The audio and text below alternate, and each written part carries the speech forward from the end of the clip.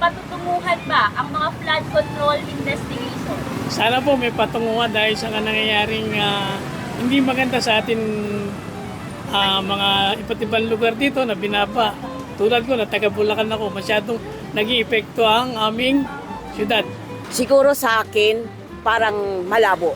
Kasi mismo sa Senado at sa Kongreso, nandyan yung mga korupsyon.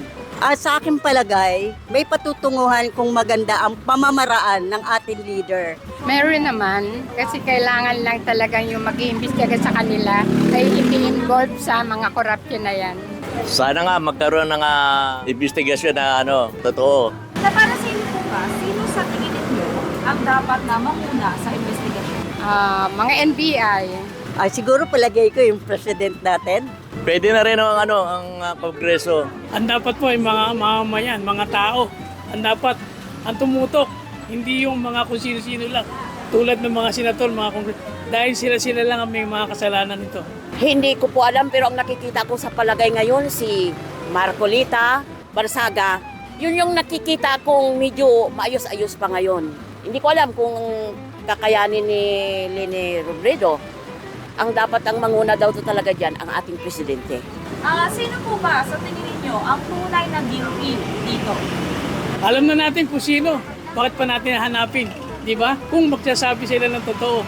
Kasi nakikita na, nalalaman na kung saan napupunta at saan ginagamit.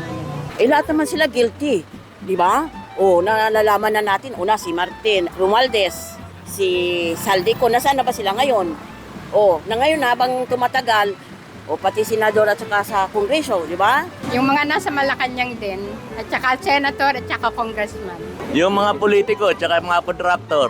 Para po sa inyo, ano ang dapat gawin sa mapapatunayang guilty? Dapat po ay ikulong sila habang buhay. At saka pagbayaran, ibalik nila yung pera sa gobyerno. Ikasuhan! Pero siguro hindi na yan mababalik yung trilyon o bilyon na pera na nakukuha nila. Siguro maayusin nila ang problema. Dapat soli nila yung perang nakakulimbat nila at dapat makulong. Habang buhay na pagkakulong at ibalik yung perang kinuha nila sa mga taong nagbabayad ng tamang tax. Ano ho ang panawagan niyo sa mga nakulimbag sa flood control project? Ibalik ang pera ng taong bayan!